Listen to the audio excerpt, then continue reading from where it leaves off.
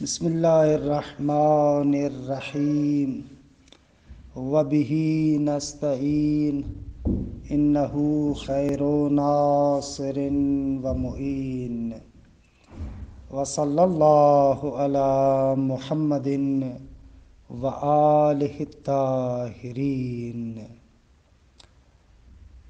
ان علی علیہ السلام ثمن الجنت الزہد فی الدنیا۔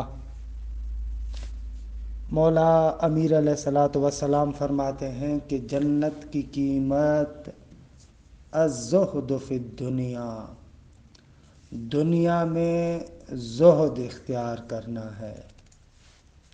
زہد یعنی دنیا میں ہوتے ہوئے دنیا کا نہ بنے، انسان اپنا قلب اور اپنا دل دنیا کے حوالے نہ کرے۔ ثمن الجنت الزہد فی الدنیا۔ الحمدللہ ہماری گفتگو اصول فقہ میں تھی، اور گزشتہ جلسے میں علم اصول کی تعریف کو آپ کی خدمت میں عرض کیا۔ اچھا، تعریف کے اندر لفظ استعمال ہوا تھا حکم شرعی۔ آغا مظفر رحمۃ اللہ علیہ اس حکم شرعی کو بیان کرتے ہیں۔ آغا یہاں پر حکم شرعی کی دو قسموں کو بیان کرتے ہیں اور دونوں کی توضیح دیتے ہیں۔ البتہ بہتر تھا کہ پہلے خود حکم شرعی کی تعریف کرتے اور اس کے بعد حکم شرعی کے اقسام کی وضاحت کرتے، لیکن کتاب کے اندر خود حکم شرعی کی تعریف نہیں آئی، لہذا اجمالاً میں حکم شرعی کی تعریف آپ کی خدمت میں عرض کروں اور اس کے بعد آغا مظفر نے جو حکم شرعی کی قسمیں بیان کی ہیں ان کی وضاحت کرتے ہیں۔ قدما جو حکم شرعی کی تعریف کرتے تھے وہ اس طریقے سے تھی۔ ہماری جو قدیم کتابیں ہیں، قوانین وغیرہ، ان کے اندر جو حکم شرعی کی تعریف آتی ہے وہ اس طریقے سے ہے: الخطاب الشرعی المتعلق بافعال المکلفین۔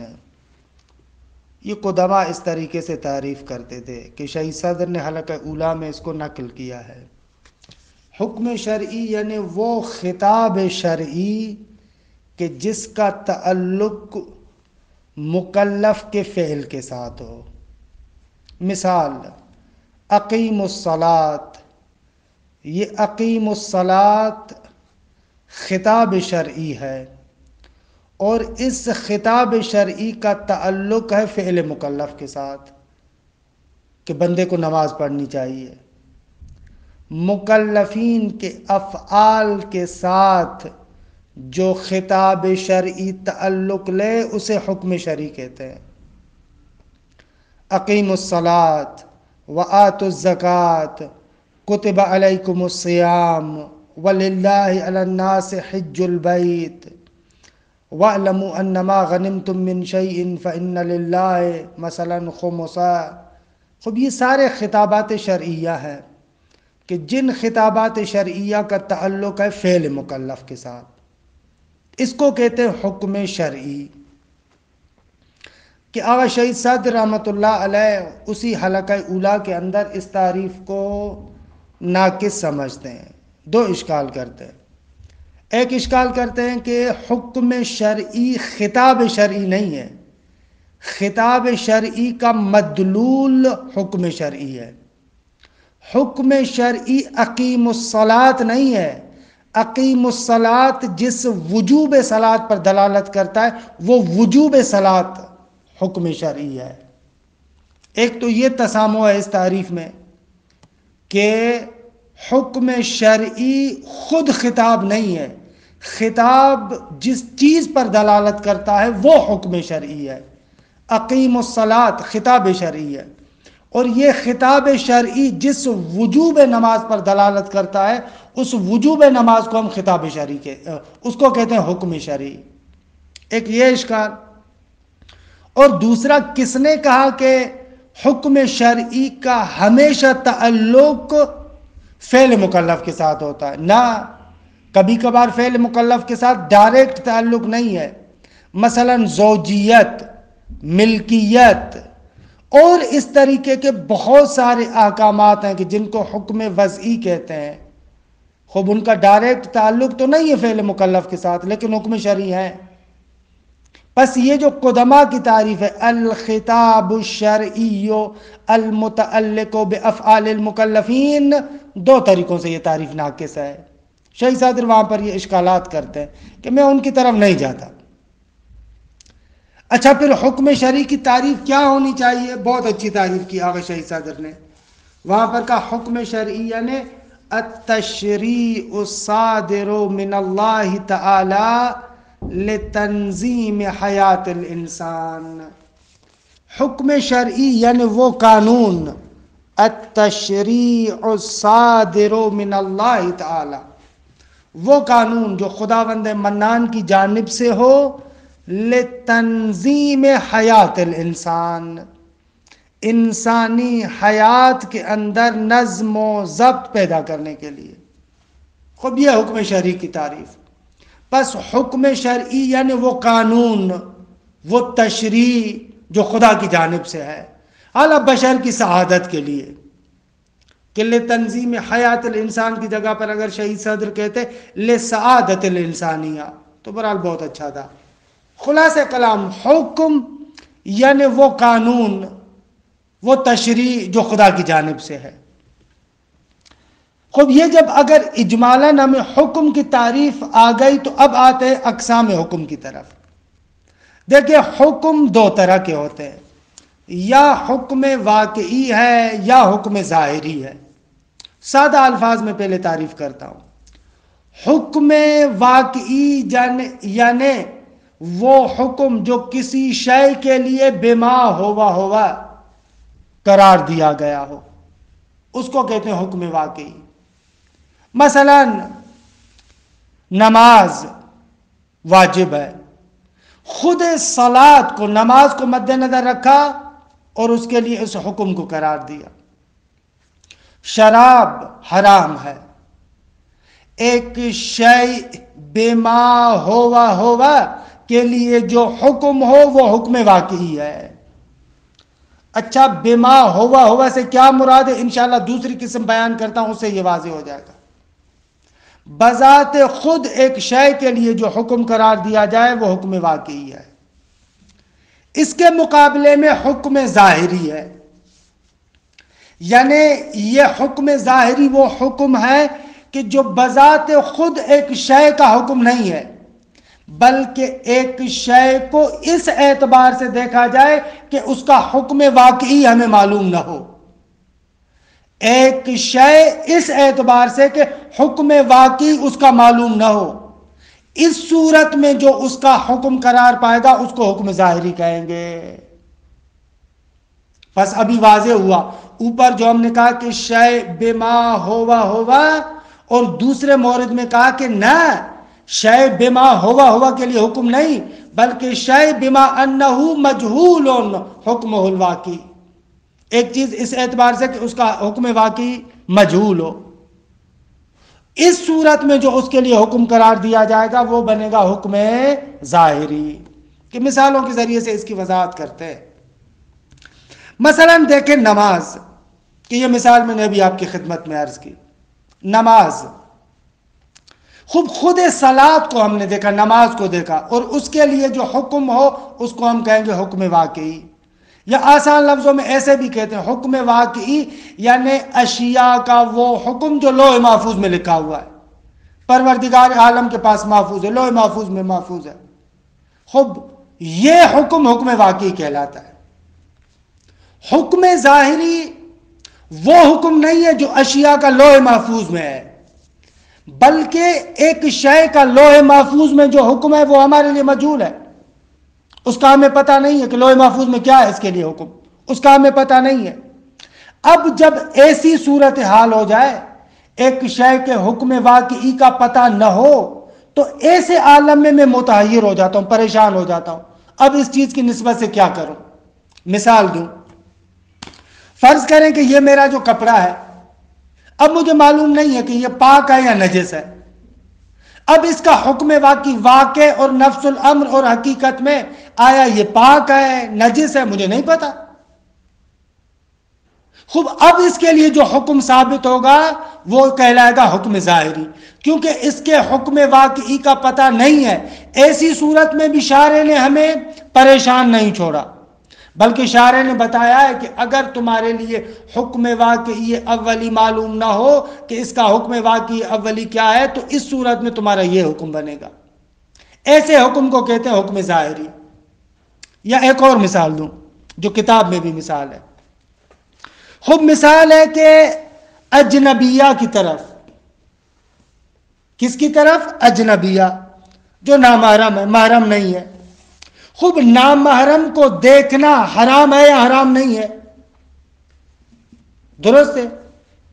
آیا النظر الی الاجنبیت حرام ام لا؟ خوب، ہم نے دیکھا فقہا کا یہاں پر اختلاف ہے، مثلا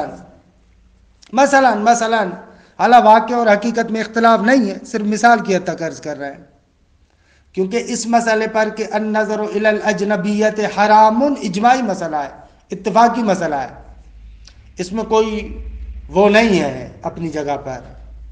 لیکن فرض کریں آپ کے پاس حکم واقعی کے جو وسائل ہیں، آپ کو پتہ نہیں چل رہا اجنبی کو دیکھنا حرام ہے حرام نہیں ہے۔ بھائی قرآن مجید کے اندر آیات تو ہیں، کوئی بندہ کہے مثلا قل للمؤمنین یغضوا من ابصارہم، عام طور پر اس آیت کریمہ سے بھی استفادہ کرتے ہیں، سورہ نور کی آیت نمبر 30 ہے ظاہراً، کہ اس سے استفادہ کرتے ہیں کہ اجنبیہ کو دیکھنا حرام ہے۔ قل للمؤمنین، اے میرے حبیب تم مومنین کو کہو یغضوا من ابصارہم، اپنی آنکھوں کو جھکائیں، یعنی نہ دیکھیں اس کو دیکھیں۔ لیکن بہت سارے فقہا کہتے ہیں کہ نہ، اس آیت کریمہ سے آپ استفادہ نہیں کر سکتے، کیونکہ غض البصر، آنکھوں کو جھکانا، مراد یہ ہے کہ اس خاتون کے اندر طمع نہ رکھو۔ یا مثلا آیت کی اگر سیاق و سباق کو دیکھا جائے تو بعض حضرات کہتے ہیں اس غض بصر سے مراد یہ کہ اس کی شرمگاہ کو نہ دیکھو۔ الایالن، شرمگاہ کے علاوہ آیا اس کو دیکھ سکتے ہیں یا نہیں دیکھ سکتے؟ بعض کہتے ہیں کہ قل للمؤمنین یغضوا من ابصارہم اس پر دلالت کرتی ہے، بعض کہتے ہیں کہ نہ، اس آیت کریمہ سے اس بات نہیں ہوتا۔ اس سے یہاں تو یہ ثابت ہو رہا ہے کہ اس میں طمع نہ رکھو، لالچ نہ رکھو غلط کام کرنے کی، اس طریقے کی نہ، اس طریقے کی لالچ نہ رکھو، یا یہ مراد ہے، یا اس سے مراد آیات کے سیاق سے پتہ چلتا ہے کہ فروج مراد ہے، شرمگاہ کی نسبت سے آنکھوں کو جھکاؤ۔ درست ہے؟ یا مثلا بعض حضرات اس آیت کریمہ کو بھی پیش کرتے ہیں، سورہ نور کی 31، وَلَا يُبْدِينَ زِينَتَهُنَّ إِلَّا لِبُعُولَتِهِنَّ، کہ خواتین کے لیے جائز نہیں ہے کہ اپنے مواضع زینت کو آشکار کرے مگر اپنے شوہروں کے لیے۔ خود کوئی بندہ آ کر کہہ سکتا ہے یہ آیت تو خواتین کو کہہ رہی ہے کہ آپ اپنے مواضع زینت کو ظاہر نہ کرو سوائے شوہروں کے، مرد کے لیے کہاں ہے کہ اس کا دیکھنا حرام ہے؟ تو یہاں پر بعض فقہا کہتے ہیں کہ بابا ایک اور مقدمہ بڑھائیں گے، وہ مقدمہ یہ ہے کہ جب خاتون کے لیے ابدا اور یہ چیزیں ظاہر کرنا غیر کے سامنے حرام ہے تو عرفاً اس سے سمجھ میں یہ آ رہا ہے کہ ان مواضع کو غیر کے لیے دیکھنا حرام ہے۔ یہ مقدمہ عرفی ہے۔ مثلا ایک خاتون کو آپ کہہ رہے ہیں کہ ان مردوں کے سامنے اپنے مواضع زینت کو نہ کھولو، نہ ظاہر کرو، تو اس کا معنی کیا ہے؟ عرف سے کیا سمجھتا ہے؟ یعنی ان دوسرے لوگوں کے لیے دیکھنا حرام ہے دیکھے، اس مقدمے کو بعض اضافہ کرتے ہیں۔ یا مثلا اس آیت کریمہ سے بھی استفادہ کرتے ہیں، وَلْيَضْرِبْنَ بِخُمُرِهِنَّ عَلَى جُيُوبِهِنَّ، خوب اپنے سینوں پر اپنے اس خمار اور دوپٹے کو رکھے. خوب اس کا معنی کیا ہے؟ یہاں پر بھی وہی مقدمہ آئے گا. جب ان کے لیے یہ چیزیں چھپانا لازم ہے، ضروری ہے، تو پس عرفاً یہ سمجھ میں آ رہا ہے کہ دوسرے لوگوں کو دیکھنا جائز نہیں ہے. بعض فقہاء نے اس طریقے سے استدلال کیا ہے، لیکن بعض فقہاء آتے ہیں اور کہتے ہیں کہ نہ، یہ استدلال تام نہیں ہے، کہ ہم اس وقت اس مرحلے میں نہیں ہے کہ اس مسئلے کے بارے میں آپ کے سامنے اجتہادی بحث کریں. اجمالاً صرف اشارہ کیا میں نے. خوب اگر ہمارے پاس کوئی دلیل نہیں ثابت ہو رہی، نہ قرآن کی آیات نہ کسی روایت سے اجنبیہ کو دیکھنا حرام ہو، یہ ہمارے لیے اگر ثابت نہ ہو، اب ایسے مرحلے میں کیا کروں؟ کیونکہ النظر الی الاجنبیۃ حرام ام لا، میرے لیے اس کا حکم واقعی مشخص نہیں ہو رہا، نہ آیات سے سمجھ پا رہا ہوں نہ روایات سے سمجھ پا رہا ہوں. ایسے مرحلے میں جو حکم اس النظر الی الاجنبیۃ کے لیے ثابت کریں گے وہ حکم ظاہری کہلائے گا، کیونکہ حکم واقعی جو لوح محفوظ میں اس تک آپ کی رسائی نہیں ہوئی. پتہ نہیں واجب ہے، پتہ نہیں واجب نہیں ہے، کیا معلوم، دلائل سے میرے لیے ثابت نہیں ہوا. اب ایک شے کا حکم واقعی جو اصل حکم ہے، حکم اولی جو لوح محفوظ میں ہے، وہ آپ کے لیے مشخص نہیں ہو پایا، تو ایسی صورت میں جو اس کے لیے حکم ثابت کیا جائے گا اس کو کہیں گے حکم ظاہری. بس سمجھ میں آئے حکم ظاہری کیا ہے؟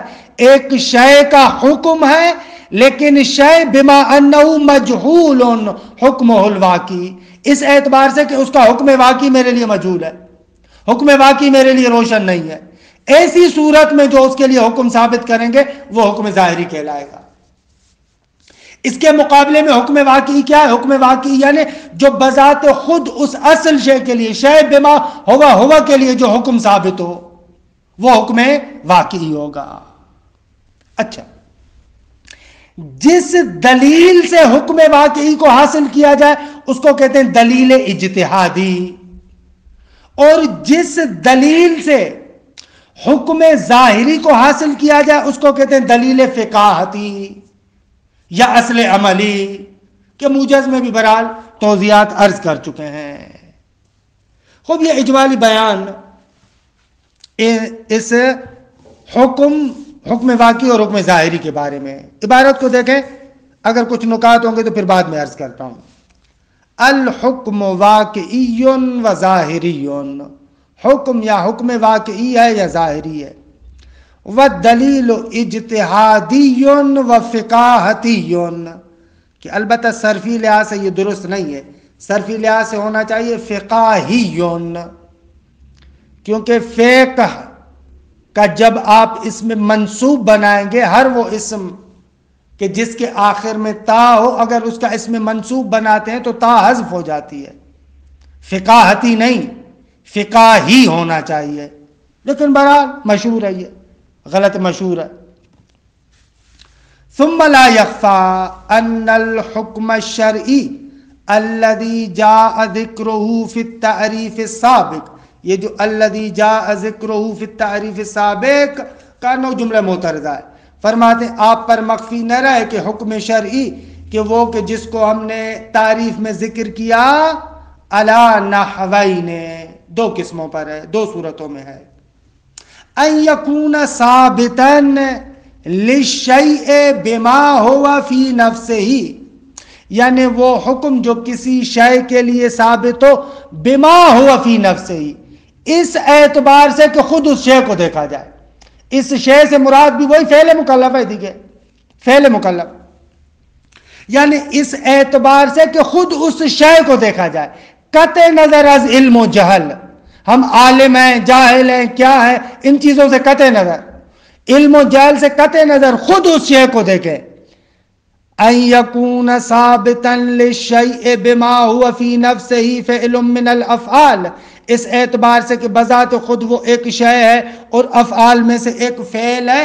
اس اعتبار سے جب آپ اس شے کو دیکھیں تو جو حکم اس کے لیے ثابت ہوگا اس کو حکم واقعی کہتے ہیں. کل مثال المتقدم، جیسے ابھی ہم نے مثال دی تھی تعریف میں، اعنی وجوب الصلاۃ، وہ مثال متقدم کون سی ہے؟ گزشتہ بعض میں کون سی مثال دی؟ وہی وجوب نماز کی. کہ فل وجوب ثابت للصلاۃ، فرماتے ہیں کہ یہ وجوب نماز کے لیے ثابت ہے، بما ہی صلاۃ فی نفسہا، اس اعتبار سے کہ یہ نماز ہے۔ دوسرے لفظوں میں ایک شے کا واقعی حکم حکم واقعی ہے، خود اس شے کے لیے جو حکم ثابت ہوتا ہے وہ حکم واقعی ہے، یا وہ حکم جو لوح محفوظ کے اندر ہے اس کے لیے وہ حکم حکم واقعی ہے۔ اعلیٰ تینوں تعبیرات میں سے جو بھی آپ استعمال کریں۔ وَفِعْلٌ مِّنَ الْأَفْعَالِ، مکلف کے افعال میں سے ایک فعل ہے، اس اعتبار سے جو اس کے لیے حکم ثابت ہوتا ہے اس کو حکم واقعی کہتے ہیں۔ مَعَ قَطْعِ النَّظَرِ عَنْ أَيِّ شَيْءٍ آخَرٍ، تمام چیزوں سے قطع نظر، علم ہو جہل ہو، میں جانتا ہوں نہیں جانتا، ان تمام چیزوں سے قطع نظر۔ وَيُسَمَّى مِثْلُ هَذَا الْحُكْمِ الْحُكْمَ الْوَاقِعِيَّ، فرماتے اس قسم کے حکم کو حکم واقعی کہتے ہیں۔ وَالدَّلِيلُ الدَّالُ عَلَيْهِ، اور وہ دلیل جو اس پر دلالت کرے اس کو کہتے ہیں الدلیل الاجتہادی، یعنی ایسے یسمى الدلیل الدال علیہ الدلیل الاجتہادی، جو اس حکم واقعی پر دلالت کرے اس کو دلیل اجتہادی کہتے ہیں۔ درست۔ دو، ان یکون ثابتا للشیء، وہ حکم جو کسی شے کے لیے ثابت ہو، لیکن کس اعتبار سے؟ شے سے مراد میں نے کہا کنایا ہے فعل مکلف سے، ہاں، بما انہ مجہول حکمہ الواقعی، اس اعتبار سے کہ اس کا حکم واقعی ہمارے لیے مجہول ہو۔ ایک شے یا فعل مکلف اس اعتبار سے کہ اس کا حکم واقعی مجہول ہو، اب جو اس کے لیے حکم ثابت ہوگا اس کو کہیں گے حکم ظاہری۔ کما اذا اختلف الفقہاء فی حرمت النظر الی الاجنبیہ، اب جس طریقے سے فقہاء کا اختلاف ہے کہ آیا نظر الی الاجنبیہ حرام ہے یا حرام نہیں ہے، عرض کیا کہ مثال کو اس طریقے سے نہیں دینا چاہیے، کیونکہ النظر الی الاجنبیۃ حرام بالاجماع، اس کے اندر کوئی اختلاف نہیں ہے، اس کے اندر اصل حکم کے اندر کوئی اختلاف نہیں ہے، کیونکہ اجماع ہے اس پر۔ لیکن آغا ایسے کہہ رہے ہیں، برحال آغا کی مثال کے اعتبار سے، کما اذا اختلف الفقہاء، جب فقہاء اختلاف کرے مثلا فی حرمت النظر الی الاجنبیہ، یا او وجوب الاقامت للصلاۃ، اذان کے لیے نہیں کہا گیا لیکن اقامت کے لیے ہے، ہماری بعض روایات کا ظہور ہے اس میں کہ شاید کہا جائے کہ اقامت واجب ہے، اور بعض نے فتویٰ بھی دیا ہے۔ مثلا بعض حضرات کہتے ہیں کہ نماز جماعت میں اذان اور اقامت واجب ہے، بعض کہتے ہیں نماز صبح اور مغرب میں اذان اور اقامت واجب ہے، دونوں کے لیے آتا، لیکن عمومی طور پر ہمارے پاس فتویٰ کیا ہے کہ نہ مستحب ہے، کہ دیگر روایات کی صراحت بھی ہے۔ صفوان روایت کرتے ہیں امام صادق علیہ السلام سے، الاذان والاقامت فی جمیع الصلوات افضل، کہ یہ دیکھیں صریح ہے کہ واجب نہیں ہے، بہتر ہے۔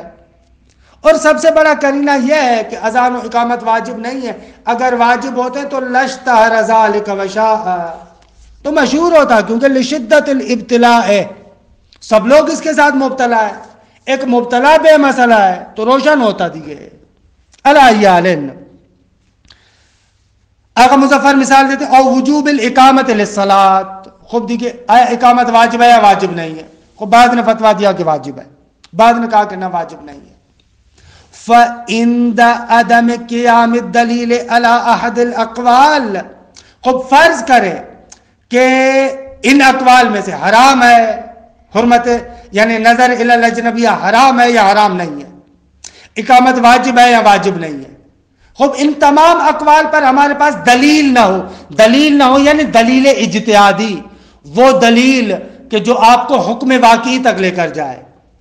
فَإِنْدَ عَدَمِ قِيَامِ الدَّلِيلِ، اس دلیل سے مراد یعنی دلیل اجتہادی، جب ان اقوال پر دلیل اجتہادی نہ ہو، درست ہے، فَإِنْدَ عَدَمِ قِيَامِ الدَّلِيلِ عَلَىٰ أَحَدِ الْأَقْوَالِ لَدَى الْفَقِيهِ تو یشک فی الحکم الواقعی الاولی المختلف فیہ، خب ان اقوال میں سے کسی بھی قول پر دلیل نہ ہو فقیہ کے پاس تو فقیہ بیچارہ شک کرے گا حکم واقعی اولی میں کہ المختلف فی کہ جس میں اختلاف ہے. اب کیا کرے؟ وَلِأَجْلِ أَنْ لَا يَبْقَى فِي مَحَلِّ الْعَمَلِ مُتَحَيِّرًا، اگر محل عمل میں بیچارہ متحیر نہ رہے، پتہ نہیں واجب ہے، پتہ نہیں واجب ہے نہیں ہے، کیا کروں، اس تحیر اور کنفیوژن سے نکلنے کے لیے لا بد لہو من وجود حکم آخر، ضروری ہے کہ ایک اور حکم ہونا چاہیے تاکہ انسان اس تحیر عقلی سے نکلے. ولو کان عقلیان، اگرچہ وہ حکم عقلی کیوں نہ ہو، جیسے کہ آگے چل کر اصول عملیہ میں ذکر کریں گے. کب وجوب الاحتیاط، مثلا احتیاط کرے. اگر اجنبیہ کی طرف دیکھنا حرام ہے یا حرام نہیں ہے، اگر دلیل اجتہادی سے تو کچھ پتہ نہیں چل رہا، پتہ نہیں حرام ہے پتہ نہیں حرام نہیں ہے، کیا کروں؟ تو خوب عقل یہاں پر کہتی ہے کہ احتیاط کرو. درست ہے. اب البراءہ، یا مثلا آیا اقامت واجب ہے یا واجب نہیں ہے، تو خوب دیکھیے عقل کہتی ہے کہ بھئی جب تک تمہیں حکم شرعی کا پتہ نہیں ہے، علم نہیں ہے، تو تمہارا ذمہ بری ہے. قبح کا بلا بیان، قاعدہ قبح کا بلا بیان کہتا ہے کہ شارع جب تک تمہارے لیے کسی حکم کو بیان نہ کرے یا جب تک تمہیں پتہ نہ چلے تو تم آزاد ہو. یہ حکم عقلی ہے. او عدم الاعتناء بالشک، کہ استصحاب عقلی ہو، یا یہ کہ انسان مثلا اعلی استصحاب عقلی کو اس کو لے. آپ انشاءاللہ آگے ذکر کریں گے. جب میں مکلف نہیں تھا تو حکم میری گردن پر نہیں تھا، اب بھی مجھے شک ہو رہا ہے آیا حکم میری گردن پر ہے یا نہیں ہے، تو کہتے اس شک کی اعتنا نہ کرو. درست ہے. وَيُسَمَّى مِثْلُ هَذَا الْحُكْمِ الثَّانَوِيِّ الْحُكْمَ الظَّاهِرِ، اس قسم کے حکم ثانوی کو حکم ظاہری کہتے ہیں. وَالدَّلِيلُ الدَّالُ عَلَيْهِ الدَّلِيلَ الْفِقَاهَتِيَّ اَوِ الْأَصْلَ الْعَمَلِي، اور جو دلیل اس حکم ثانوی پر دلالت کرے اس کو دلیل فقاہتی یا اصل عملی کہتے ہیں، یا آپ کہیں دلیل فقاہی یا اصل عملی. خوب، پس ہمارے پاس حکم دو ہوئے، حکم واقعی، حکم ظاہری. وَمَبَاحِثُ الْأُصُولِ مِنْهَا مَا يَتَكَفَّلُ لِلْبَاسِ أَمَّا تَقَعُ نَتِيجَتُهُ فِي طَرِيقِ اسْتِنبَاطِ الْحُكْمِ الْوَاقِعِيِّ وَمِنْهَا مَا يَقَعُ فِي طَرِيقِ الْحُكْمِ الظَّاهِرِ. خوب، علم حصول کے دو طرح کے مباحث ہیں. بعض مباحث وہ ہے کہ جن کا نتیجہ ہمیں استنباط حکم واقعی میں مددگار ثابت ہوتا ہے، اور بعض علم اصول کے مباحث وہ ہیں کہ جن کا نتیجہ حکم ظاہری کے استنباط میں مددگار ثابت ہوتا ہے. مثلا اصول عملیہ کے جتنے بھی مباحث ہیں وہ سارے کے سارے مباحث اس بات میں انسان کے لیے ممد اور معاون ہوتے ہیں کہ حکم ظاہری کو کیسے معلوم کرے. اس کے علاوہ ادلہ اجتہادی کے مباحث، خبر واحد کے بارے میں بحث، آیا خبر سے کا حجت ہے، خبر سے کا حجت نہیں ہے، واہ اور بہت سارے مباحث، خوب یہ دلیل اجتہادی میں مفید ہوتے ہیں. تو علم اصول کے قواعد دونوں قسم کے احکامات کو حاصل کرنے کی دونوں قسم کے احکامات کو حاصل کرنے میں ہماری مدد کرتے ہیں. البتہ انشاءاللہ آگے چل کر ذکر کریں گے کہ حکم ظاہری کا مرحلہ حکم واقعی کے بعد ہے. یعنی اگر ایک انسان کے لیے حکم واقعی معلوم ہو تو پھر حکم ظاہری کی ضرورت ہی نہیں پڑتی، اصلا حکم ظاہری کی نوبت نہیں آتی. کیوں؟ اس لیے کہ حکم ظاہری ہوتا ہی وہاں پر ہے جہاں پر حکم واقعی آپ کے لیے مشکوک ہو. اگر حکم واقعی آپ کے لیے معلوم ہو جائے تو اس صورت میں حکم ظاہری کی ضرورت ہی نہیں پڑتی. حکم ظاہری کا مرحلہ تبھی آتا ہے جب حکم واقعی مجہول ہو. انشاءاللہ آگے چل کر بیان کریں گے، اور الموجز میں بھی بیان کر چکے ہیں کہ آپ جانتے ہیں الاصل اصیل حیث لا دلیل، اصل اسی وقت اصیل ہے، اسی وقت کارگر ہے، اسی وقت فائدہ مند ہے جب آپ کے پاس دلیل نہ ہو. دلیل نہ ہو یعنی دلیل اجتہادی نہ ہو. خوب، یہ انشاءاللہ تفصیلات آئیں گی. ومباحث الاصول، فرماتے علم اصول کے مباحث، منہا کچھ مباحث وہ ہیں کہ ما یتکفلو جو ذمہ دار ہوتے ہیں کس چیز کے، للبحث تاکہ یہ مباحث یہ مباحث بحث کریں، یعنی یہ مرحلہ بحث کریں کس کے بارے میں، اما تقع نتیجتہ ان قواعد اور قوانین کے بارے میں کہ جن قواعد کا نتیجہ واقع ہو فی طریق استنباط الحکم الواقعی، حکم واقعی کے استنباط کے طریقے میں، راستے میں، ومنہا اور بعض قواعد وغیرہ ایسے ہیں کہ ما یقع جو واقع ہوتے ہیں فی طریق الحکم ظاہری، حکم ظاہری کے طریق میں، وَيَجْمَعُ الْكُلَّ چاہے حکم واقعی ہو چاہے حکم ظاہری ہو، دونوں کی جامع عبارت یہ بنتی ہے وقوعها فی طریق استنباط الحکم الشرعی، حالا حکم شرعی عام ہے، مطلق ہے، چاہے حکم شرعی واقعی ہو چاہے حکم شرعی ظاہری ہو، علامہ ذکرناہ فی التعریف، بنا بر ان کے جو ہم نے تعریف میں ذکر کیا تھا۔ بس اگر آپ ابھی تعریف کو دیکھیں تو ایسے کہہ سکتے ہیں کہ علم اصول وہ علم ہے کہ جس میں بحث کیا جاتا ہے ان قواعد کے بارے میں کہ جن قواعد کا نتیجہ استنباط حکم شرعی میں ہمارے لیے ممد اور معاون ہے، حالا حکم شرعی اہم ہے، فرق نہ کنے حکم شرعی واقعی ہو یا حکم شرعی ظاہری ہو۔ خوب اس طریقے سے آغا مظفر نے حکم شرعی کو اہم قرار دے کر ایک بہت بڑا اشکال جو علم اصول کی تعریف پر ہوتا ہے اس کا جواب دے دیا کہ ہم لوگ اس وادی کی طرف نہیں جاتے، علم اصول کی تعریف میں بہت زیادہ جھگڑا ہوتا ہے۔ خوب مسئلہ دوم، دوسرا مسئلہ علم اصول کا موضوع کیا ہے؟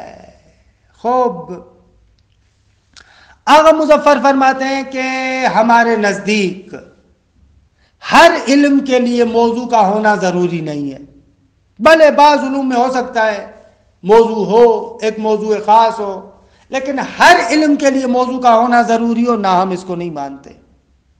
اسی اعتبار سے ہماری نظر یہ کہ علم اصول کا موضوع واحد نہیں ہے، علم اصول کا موضوع واحد نہیں ہے، بلکہ مختلف موضوعات کے بارے میں گفتگو ہوگی۔ درست ہے، ہماری نظر یہ ہے۔ اچھا یہاں پر ایک دو نکات کی وضاحت کروں۔ سوال، علم کسی بھی علم کے لیے کیوں کہتے ہیں کہ ایک موضوع کا ہونا ضروری ہے؟ تفصیلات انشاءاللہ کفایہ میں، لیکن اجمالی نکتہ یہاں پر عرض کروں۔ اصل مسئلہ یہ ہوتا ہے ایک علم کے اندر مختلف مسائل ہوتے ہیں، درست آقا؟ وہ جو مختلف مسائل ہوتے ہیں ان مختلف مسائل کو آپ ایک علم کے اندر کیوں جمع کرتے ہیں؟ کیونکہ مسائل تو مختلف ہے نا۔ کس چیز نے ان تمام مسائل کو اس علم کے اندر جمع کیا ہوا ہے؟ بھئی آخر کیا سبب ہے؟ علم اصول میں یہ متفرق مسائل، یہ علم اصول میں وہ متفرق مسائل، مثلا فرض کریں علم رجال میں وہ متفرق مسائل، مثلا علم درایا میں وہ متفرق مسائل، مثلا علم کلام یا فلسفہ میں۔ خب مسائل تو مختلف ہے نا۔ خب یہ مختلف مسائل ایک علم میں جمع کیوں ہوتے ہیں؟ کون سی ایسی چیز ہے جو ان مختلف مسائل کو ایک علم کے اندر جمع کرتی ہے؟ تو معروف نظر یہ ہے کہ آغا وہ موضوع ہے۔ موضوع ایسا نقطہ مشترک ہوتا ہے کہ جو ان تمام مختلف مسائل کو سمیٹ کر ایک علم کے اندر جمع کرتا ہے۔ مثلا آپ علم نحو میں دیکھتے ہیں، خب اس کے جتنے بھی مختلف مسائل ہیں، کلمہ اور کلام، درست ہے؟ یہ کلمہ اور کلام وہ مرکزی نقطہ ہے کہ جو ان تمام مسائل کو سمیٹ کر اس علم کے اندر جمع کرتا ہے۔ یا مثلا فلسفے میں آئے آپ، موجود بما ہوا موجود، یہ ایک ایسا مشترک نقطہ ہے کہ جو فلسفے کے تمام مسائل کو سمیٹ کر اس علم کے اندر ذکر کرتا ہے۔ تو عام طور پر جو کہتے ہیں کہ ایک علم کے لیے موضوع کا ہونا ضروری ہے، اس لیے کہ وہ موضوع وہ نقطہ اشتراک ہوتا ہے جو مختلف مسائل کو اس علم کے اندر جمع کرتا ہے۔ اس وجہ سے کہتے ہیں کہ ایک علم کے لیے موضوع کا ہونا ضروری ہے۔ آغا مظفر کہتے ہیں کہ نہ، ہم اس نظر کو نہیں مانتے۔ اگر آپ اس نظر کو نہیں مانتے تو مختلف مسائل علم اصول میں جمع کیسے ہوئے؟ وہ نقطہ اشتراک کیا ہے؟ آغا مظفر کہتے ہیں کہ نقطہ اشتراک ضروری نہیں ہے کہ موضوع ہو، نقطہ اشتراک غرض بھی ہو سکتی ہے۔ ہر وہ شے جو استنباط حکم شرعی میں ہمارے لیے ممد اور معاون ہے، اس کو اصول میں ذکر کر رہا ہے۔ بس نقطہ مشترکہ جو علم اصول کے مختلف مسائل کو سمیٹ کر علم اصول میں جمع چیز کر رہی ہے، وہ غرض ہے۔ اس بحث کو انشاءاللہ آپ آگے پڑھیں گے، اس بحث کو کہتے ہیں تمایز علوم کے نام سے، کہ علوم کا تمایز اور جدائی ایک دوسرے سے کس چیز کے ذریعے سے ہے۔ کہ بعض حضرات قائل ہے کہ مشہور اس بات کے قائل ہے کہ تمایز علوم موضوعات سے ہے، وہ موضوع نقطہ مشترکہ اور جامعہ ہے جو مختلف مسائل کو اپنے ساتھ سمیٹ کر ایک علم میں لے کر آتا ہے۔ بعض کہتے ہیں کہ نہ ہوگا، موضوع کیوں کہہ رہے ہیں آپ، غرض ہے۔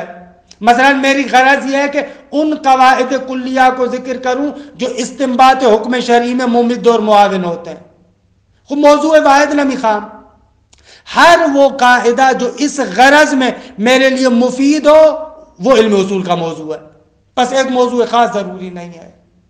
آغا مظفر اس دوسرے نظریے کے قائل ہے۔ آغا مظفر کہتے ہیں کہ بابا ہر وہ قاعدہ، ہر وہ مسئلہ جو استنباط حکم شرعی میں ہمارے لیے ممد اور معاون ہوتا ہے وہ علم اصول میں داخل ہے، اصلا موضوع واحد نہ میخواد۔ کہ پس آغا مظفر ان افراد میں سے ہو جائیں گے کہ جو قائل ہے کہ تمایز علوم اغراض کے ساتھ ہے۔ خوب، جبکہ ان سے پہلے یہاں پر یہ ذکر نہیں کر رہے، یہاں پر اشارہ کر رہے ہیں، مباحث حجت میں تفصیلاً ذکر کریں گے۔ جبکہ قدماء کہتے تھے کہ علم اصول کا موضوع ادلہ اربعہ ہے، کتاب، سنت، عقل، اجماع۔ پھر یہاں پر بھی اختلاف تھا، ادلہ اربعہ بما ہی ادلہ اربعہ یا ادلہ اربعہ بما ہی حجتون، کہ انشاءاللہ مباحث حجت میں اس بحث کو آغا مظفر نے چھیڑا ہے، وہیں پر چھیڑیں گے۔ آغا کہتے ہیں کہ نہ، علم اصول کا موضوع حتماً ادلہ اربعہ ہو ضروری نہیں ہے، بہت سارے ایسے مباحث ہیں جو علم اصول میں ذکر کرتے ہیں لیکن وہ ادلہ اربعہ کے عوارض میں سے نہیں ہے۔ لیکن جو متاخرین ہیں اس وقت موجودین تقریباً متاخرین کہتے ہیں کہ آقا کیوں، علم اصول کا ایک موضوع واحد ہے، اور وہ موضوع واحد کیا ہے؟ الحجت فی الفقہ، یہ علم اصول کا موضوع ہے، نہ کہ ادلہ اربعہ۔ خود دیگے دو تین نکات ہیں، ان کو انشاءاللہ پھر جلسے آئندہ میں ذکر کر کے اس عبارت کا ترجمہ کروں گا، لیکن یہ جو ابھی بیان کیا اس کا تھوڑا سا ٹکڑا سنیں۔ موضوع علم الاصول ان هذا العلم غیر متکفل للبحث عن موضوع خاص۔ آغا فرماتے ہیں کہ یہ علم متکفل اور ذمہ دار نہیں ہے کہ موضوع خاص کے بارے میں گفتگو کرے، نہ، بل یبحث عن موضوعات شتیٰ، بلکہ مختلف موضوعات کے بارے میں یہاں پر گفتگو ہوگی۔ اگر مختلف موضوعات ہیں پھر ایک علم میں جمع کیوں ہے؟ اس علم کا تمایز دوسرے علوم سے کس بنا پر ہے؟ کہتے ان موضوعات شتیٰ کہ تشترکو کلھا فی غرض المہم منہ، سارے کے سارے موضوعات شریک ہیں کس میں؟ فی غرضنا، اس ہماری غرض میں، کہ المہم منہ، جو بہت زیادہ اہمیت رکھتی ہے، اس علم سے جو ہماری غرض ہے یہ سارے موضوعات اس کے اندر شریک ہیں، یعنی تمایز علوم اغراض کے ذریعے سے، وہ غرض نقطہ مشترکہ ہے۔ اور وہ غرض کیا؟ وہ استنباط الحکم شرعی، ہر وہ موضوع جو استنباط حکم شرعی میں ہمارے لیے ممد اور معاون ہوگا اس کو ہم علم اصول میں لے کر آئیں گے۔ بس جامع تمام مسائل کے لیے غرض ہے، اس نے جمع کیا ہوا ہے۔ بس فلا وجہ لجعل موضوع هذا العلم خصوص الادلة الاربعة فقط كما اختاره صاحب القوانین، بس کوئی وجہ نہیں ہے کہ ہم کہیں کہ اس علم کا موضوع خصوصیت سے ادلہ اربعہ ہے، یعنی کتاب، سنت، عقل، اجماع، نہ، اس کی ضرورت نہیں ہے۔ وہی الکتاب والسنت والاجماع او العقل، یا بعض نے کہا کہ نہ، بعض مباحث ایسے ہیں جو ادلہ اربعہ میں نہیں آتے، استصحاب کے بارے میں بحث، قیاس کے بارے میں بحث، استحسان کے بارے میں بحث، ان کو بعض نے اضافہ کر دیا. او باضافت الاستصحاب او باضافت القیاس والاستحسان کما صنع المتقدمون، جیسے متقدمین اس طریقے سے کرتے تھے. حالانکہ بعض عامہ علماء عامہ نے یہ کام کیا ہے. مثلا آمودی نے احکام میں اس طریقے سے ذکر کیا ہے، کہتے کہ نا اس کی ضرورت نہیں ہے. ولا حاجت الى الالتزام بان العلم لا بد له من موضوع، اور اس چیز کی بھی ضرورت نہیں ہے کہ ملتزم ہو جائے ہم کہ ہر علم کے لیے موضوع کا ہونا ضروری ہے. کہ موضوع کیا بلا ہے؟ یبحث عن عوارض الذاتیت فی ذلک العلم، یعنی لابد، یعنی ایسے ولا حاجت الی الالتزام، اس شے کے التزام کی کوئی ضرورت نہیں ہے کہ ہم ملتزم ہو جائیں کہ ہر علم کے لیے ایک موضوع کا ہونا ضروری ہے. کہ یبحث عن عوارض ذاتیہ، کہ جس موضوع کے عوارض ذاتیہ سے بحث کی جائے اس علم میں، نہ اس کے التزام کی ضرورت نہیں ہے. کما تسالمت علیہ کلمۃ المنطقیین، جیسے علم منطق کے ماہرین کا ماننا ہے کہ ہر علم کے لیے موضوع کا ہونا ضروری ہے اور اس موضوع میں اس موضوع کے عوارض ذاتیہ سے گفتگو کی جائے. البتہ عوارض ذاتیہ کی ابھی وضاحت نہیں کرتا، کل مختصر سی وضاحت کروں گا. فإن هذا لا ملزم له، اس شے کے لیے الزام کرنے والا کوئی بھی نہیں ہے، آپ کے اوپر لازم کرنے والا کوئی بھی نہیں ہے. ولا دلیل علیہ، اور اس پر کوئی بھی دلیل نہیں ہے. اور دیگه ایک دو نکتے ہیں اس موضوع کے بارے میں کل عرض کر کے آگے چلے گئے. وصلی اللہ علی محمد و اہل بیتہ الطیبین الطاہرین.